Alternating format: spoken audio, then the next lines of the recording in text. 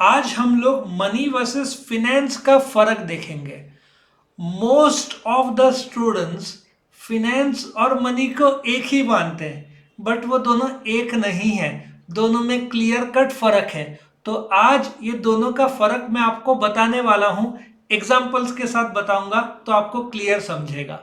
Video शुरू करने से पहले यदि आप वीडियो के डिस्क्रिप्शन में गए तो आपको प्रिंसिपल ऑफ फाइनेंस का प्लेलिस्ट मिलेगा, उसको आप क्लिक करो तो आपको chapter by chapter, question by question videos मिल जाएगा। जैसे इसका पिछला वीडियो आपको मिलेगा मीनिंग ऑफ फाइनेंस क्या था, और आने वाले वीडियोस भी मिल जाएंगे।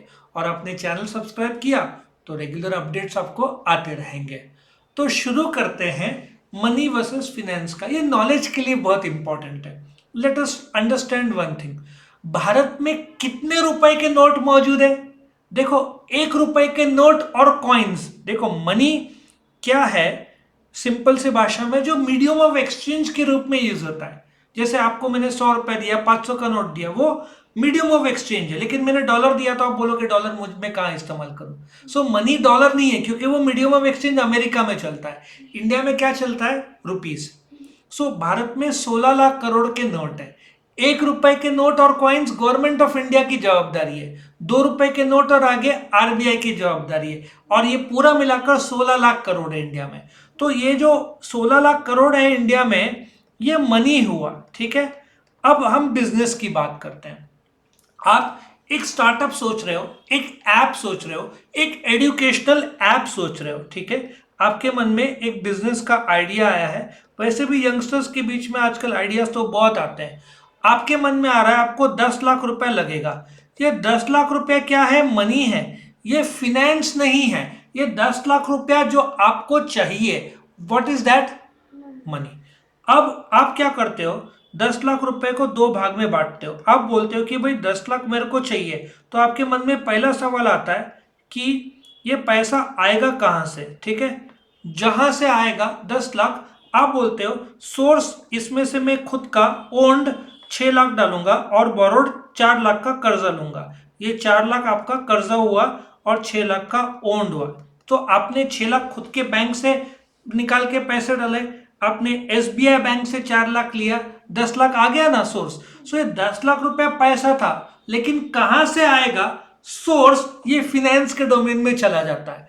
कहां से आएगा सोर्स और कहां पे जाएगा, दैट इज कॉल्ड एप्लीकेशन। ये पैसा आना और जाना, इसको फिनेंस बोलते हैं। और सिर्फ पैसा जो कि मीडियम ऑफ एक्सचेंज है, जो मैं आपको देता हूं या आप मुझे देते हो, दैट इज कॉल्ड मनी। फर्क समझ में आया? आपके पास 100 रुपए वो मनी है, लेकिन आपने मुझे कर्जा दिया तो मेरे लिए सोर्स है और मैं उसको धंधे में लगाऊंगा, दैट इज एप्लीकेशन। मतलब सोर्स और एप्लीकेशन। अभी आप बोलोगे सर सोर्स और एप्लीकेशन में क्या फर्क है? 100 साल पहले फिनेंस को सिर्फ सोर्स माना जाता था कि पैसा आया वो सोर्स है, वो फिनेंस है। लेकिन मॉडर्न जनरेशन में सिर्फ पैसा आना फिनेंस नहीं हुआ, उसको पैसा लगाना भी पड़ता है ना धंधे में।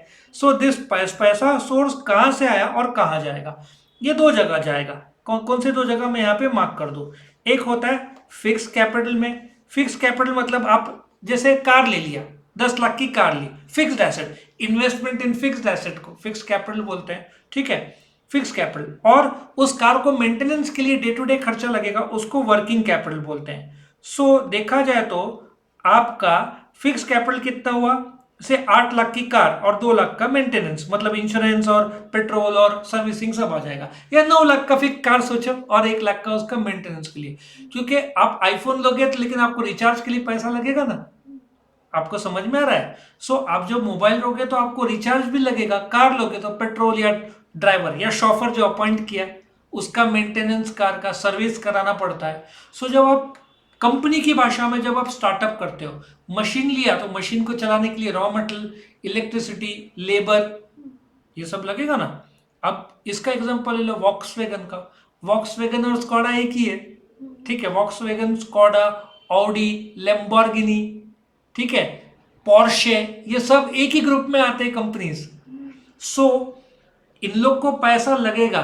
ठीक है, तो पैसा कहां से आएगा और कहां जाएगा? अब जैसे टोयोटा का एक एग्जांपल ले लो।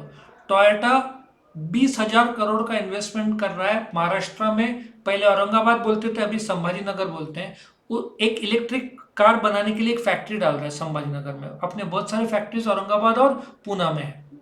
सो जो फैक्ट्री आएगा उसके लिए 20,000 करोड़ 21,000 करोड़ का इन्वेस्टमेंट कर रहा है। सो सोर्स कहाँ से आएगा उनके पास, या तो लोन लेंगे या खुद का, या मिक्स दोनों करेंगे, तो वो आएगा। और अभी फैक्ट्री का काम शुरू होगा, that is application, land, building, उसमें मशीनरीज, वो उनका एप्लीकेशन होगा। और 21,000 करोड़ अभी वो लोग से 15,000 करोड़ खुद का, 6,000 करोड़ का लोन, या 10,000 करोड़ खुद का, 11,000 करोड़ का लोन, ये उनका सोर्स होगा। फिर वो लोग फैक्ट्री में लगाएंगे लैंड, बिल्डिंग, मशीनरी, ठीक है, दैट इज एप्लीकेशन होगा। और ये पूरा 21,000 करोड़ कहां से आएगा, कहां जाएगा, दैट इज फाइनेंस। सिर्फ 21,000 करोड़, दैट इज मनी। फर्क समझा? मनी मतलब जो कैश या कॉइन्स या बैंक बैलेंस, और उसका सोर्स और उसके एप्लीकेशन को फिनेंस बोलते हैं। तो ये था मनी और फिनेंस का फर्क। आपको वीडियो पसंद है तो जरूर से लाइक करना, फ्रेंड्स के साथ शेयर करना, चैनल को सब्सक्राइब करोगे तो आपको रेगुलर वीडियो अपडेट्स आते रहेंगे। पिछले वाले भी मीनिंग ऑफ फिनेंस भी मिल जाएगा, आने वाले वीडियोस भी आपको मिल जाएंगे। Thank you for watching.